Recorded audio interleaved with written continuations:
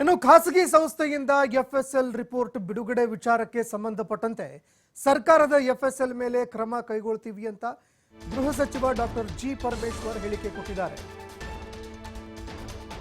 ಖಾಸಗಿ ಸಂಸ್ಥೆಯಿಂದ FSL report ಬಿಡುಗಡೆ ವಿಚಾರಕ್ಕೆ ಸಂಬಂಧಪಟ್ಟಂತೆ ಇಲ್ಲ, ನಾವು ಸರ್ಕಾರದ ಎಫ್ಎಸ್ಎಲ್ ವರದಿಯ ಮೇಲೆ ಕ್ರಮ ಕೈಗೊಳ್ಳುತ್ತೀವಿ ಅಂತ ಗೃಹ ಸಚಿವರು ಸ್ಪಷ್ಟೀಕರಣ ಕೊಟ್ಟಿದ್ದಾರೆ. ನಮ್ಮ ಎಫ್ಎಸ್ಎಲ್ ವರದಿ ಬಂದ ನಂತರ ಈ ಪ್ರಕರಣಕ್ಕೆ ಸಂಬಂಧಪಟ್ಟಂತೆ ಕ್ರಮ ಕೈಗೊಳ್ತೀವಿ.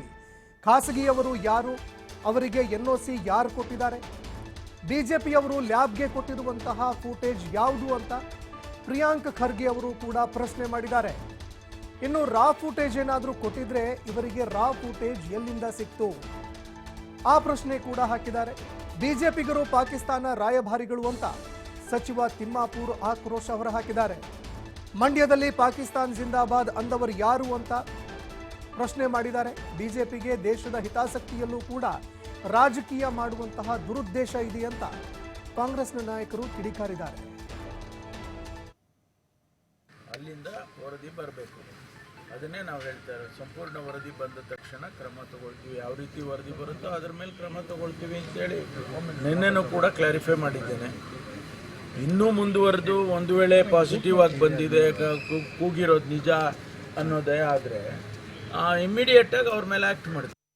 ಬಿಜೆಪಿಯವರು ಖಾಸಗಿ ಸಂಸ್ಥೆಗಳನ್ನು ಇಟ್ಕೊಂಡು ಖಾಸಗಿಯಾಗಿ ಫೊರೆನ್ಸಿಕ್ ವರದಿಗಳನ್ನು ತರಿಸಿ ಸಾರ್ವಜನಿಕರಲ್ಲಿ ಆತಂಕ ಸೃಷ್ಟಿ ಮಾಡದೆ ಮೊದಲೇ ದೇಶದ್ರೋಹದ ಕೆಲಸ.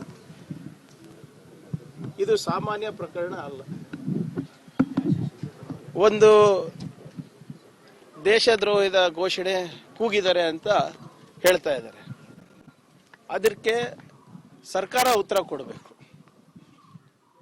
ಬಿಜೆಪಿಯವರು ಖಾಸಗಿ ಸಂಸ್ಥೆಗಳ ಹತ್ರ ಹೋಗಿ ಮಾಡಿಸ್ಕೊಂಡು ಅದು ಪಬ್ಲಿಕ್ ಮಾಡ್ತಾ ಇದ್ದಾರಲ್ಲ, ಅದು ಮೊದಲನೇ ದೇಶದ್ರೋಹದ ಕೆಲಸ. ಒಂದನೇದು, ಈ ಸಂಸ್ಥೆಯ ಕ್ರೆಡಿಬಿಲಿಟಿ ಏನು, ಯಾವುದೋ clue for evidence forensic lab ಅಂತ ಇದೆ. ಇವರು ಖಾಸಗಿಯಾಗಿ ಏನಾದರೂ ಮಾಡ್ಕೊಳ್ಳಿ, ದಟ್ ಈಸ್ ಓಕೆ. ಅವರು ಬಹುಶಃ ಸರ್ಕಾರದ್ದು ಕಾರ್ಗಿಲ್ ಯುದ್ಧ ಯಾವಾಗಾಯ್ತು, ಪಾರ್ಲಿಮೆಂಟ್ದಾಗ ಉಗ್ರ ಹೊಕ್ಕದ್ದು ಯಾವಾಗ, ಇದು ನಾವು ರಾಜಕಾರಣಕ್ಕೆ ಉಪಯೋಗ ಮಾಡ್ಕೊಂಡಿದ್ದೀವ, ಸೈನಿಕರನ್ನ ಉಪಯೋಗ ಮಾಡ್ಕೊಂಡಿದ್ದೆ ಯಾವತ್ತರ. ಇವರು ಇಂಥ ದೇಶದ್ರೋಹಿಗಳದಾರಲ್ಲ, ಇವ್ರಿಗೆ ದೇಶನೂ ಬೇಕಾಗಿಲ್ಲ, ಇವ್ರಿಗೆ ಧರ್ಮನೂ ಬೇಕಾಗಿಲ್ಲ, ಇವ್ರಿಗೆ ಬೇಕಾಗಿದ್ದ ಅಧಿಕಾರ, ಪವರ್ ಹಿಡಿಕಾಗಿ ಇವ್ರು ಏನೆಲ್ಲ ನಾಟಕಗಳು ಮಾಡ್ತಾ ಇದ್ದಾರೆ. ಇದು ದುರ್ದೈವ, ದೇಶದ ದುರ್ದೈವ. ಪವರ್ಗಾಗಿ ಎಂಥ ಅಡ್ಡದಾರಿ ಹಿಡಿತಾ ಇದ್ದಾರೆ. ಇವತ್ತು IT ರೇಟ್ ಎಷ್ಟು ಮಂದಿ ಕಾಂಗ್ರೆಸ್ ಮೇಲೆ ಮಾಡಿಲ್ಲ. ಇವ್ರು BJP ಇದ್ದಾರಲ್ಲ, ಸತ್ಯ ಹರಿಶ್ಚಂದ್ರರ ಇವರು. ಅದಾನಿ ಅಂಬಾನಿ ದಿಢೀರ್ನೇ ವಿಶ್ವದಲ್ಲಿ ಶ್ರೀಮಂತ ಅದ. ಏನು ಇವ್ರು ಏನೇನು ಕೊಟ್ಟಾರೆ ಇದನ್ನೆಲ್ಲ ರೆಕಾರ್ಡ್ ಕೊಡಲಿ ದೇಶಕ್ಕೆ. ಅದಾನಿ ಅಂಬಾನಿ ಕಂಪ್ನಿಗೆ ಏನೇನು ಕೊಟ್ಟಿದ್ದಾರೆ, ಯಾವ್ಯಾವ ಕಾಂಟ್ರಾಕ್ಟ್ ಕೊಟ್ಟರು, ಯಾವ ವಿಮಾನ ನಿಲ್ದಾಣ ಕೊಟ್ಟರು, ಯಾರೋ ಒಂದು 4 ಮಂದಿನ ಹಿಡ್ಕೊಂಡು ಅಲ್ಲಿ ಕರಪ್ಷನ್ ನಡೀತಾ ಇದೆ. ಒಬ್ಬರನ್ನ ಕೊಡೋದ್ರಿಂದ ಅಲ್ಲಿ ಕರಪ್ಷನ್ ಆಗ್ತಕ್ಕಂಥ ಸಾಧ್ಯತೆಗಳಿರ್ತವೆ. ಇದನ್ನು ಓಪನ್ ಆಗಿ ಇಡಬೇಕಾಗಿತ್ತು. ಎಲ್ಲೋ ಒಂದು ಕಡೆ ಈ ರೀತಿ ನಡ್ಕೊಳ್ಳೋದ್ರಿಂದ ಎಲ್ಲೋ ಒಂದು ಕಡೆ ಗುಮಾಣಿ ಸ್ಟಾರ್ಟ್ ಆಗುತ್ತೆ. ಏಜೆನ್ಸಿ ಅಂತ ನಂಬುತ್ತದ ಬಂದು ಸರ್ಕಾರ ಬರಲಿ, ಬಂದಾಗ ಮಾಡೇ ಮಾಡ್ತಾರ.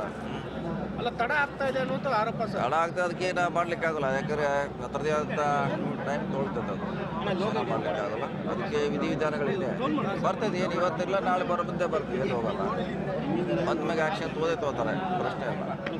ಪ್ರಿಯಾಂಕ ಖರ್ಗೆ ಅವರು ಒಂದು ಖಾಸಗಿಯಾಗಿ ಮಾರನೇ ದಿನನೇ ಮಾಡಿಸ್ಕೊಂಡು ಬರ್ತಾರೆ ಸರ್, ಇಷ್ಟೊಂದು ತಡ ಆಗ್ತಾ ಇದೆಯಲ್ಲ ಮಾಡ್ಬೋದು. ಸರ್ಕಾರ ಏಜೆನ್ಸಿಗಳ ವಿಳಂಬ ಆಗೇ ಆಗ್ತದೆ, ನಾವು ಮಾಡ್ಲಿಕ್ಕೆ. ಸೊ ಅದೇ ಬಂದರೆ ನಮ್ಗೆ ಅಥೆಂಟಿಕ್ ಆಗಿರ್ತದೆ. ಉದ್ದೇಶಪೂರ್ವಕವಾಗಿ ವಿಳಂಬ ಮಾಡ್ತಾ ಇದ್ದಾರೆ ಅನ್ನುವಂಥದ್ದು ಬಿಜೆಪಿ ಅವರ ಆರೋಪ ಸರ್. ಏನು ಪ್ರಶ್ನೆ ಇಲ್ಲ, ಅಲ್ಲಿ ಮಾಡುವಂಥದ್ದು ಏನು ಪ್ರಶ್ನೆ ಇಲ್ಲ. ಅಲ್ಲಿ ಇರೋರು ಯಾರೋ ಕೂಗಿದ್ದಾರೆ, ಅವ್ರನ್ನ ರಕ್ಷಣೆ ಮಾಡಬೇಕು ಅನ್ನೋದು ಪ್ರಶ್ನೆ ಇಲ್ಲ. ಸೊ ವರದಿ ಬಂದ ತಕ್ಷಣ ಇವತ್ತು DCM ಹೇಳಿದ್ದಾರೆ, ಹೋಮ್ ಮಿನಿಸ್ಟರ್ ಹೇಳಿದ್ದಾರೆ, ಕ್ರಮ ಕೈಗೊಳ್ತಾರೆ. ದುರುದ್ದೇಶದಿಂದ ಅದು ಬಿಟ್ಟವರು ಸರ್ ಅಲ್ಲ, ಅವ್ರು ಏನು ಮಾಡಿದಾರೆ ಅದ್ರ ಬಗ್ಗೆ ನಾನು ಹೇಳಲಿಕ್ಕೆ ಹೋಗಲ್ಲ. ಅದೊಂದು ಸರ್ಕಾರಿ ಸಂಸ್ಥೆ ಅಲ್ಲ, ಸರ್ಕಾರ ಏಜೆನ್ಸಿ ಅಂತ ನಂಬುತ್ತದೆ.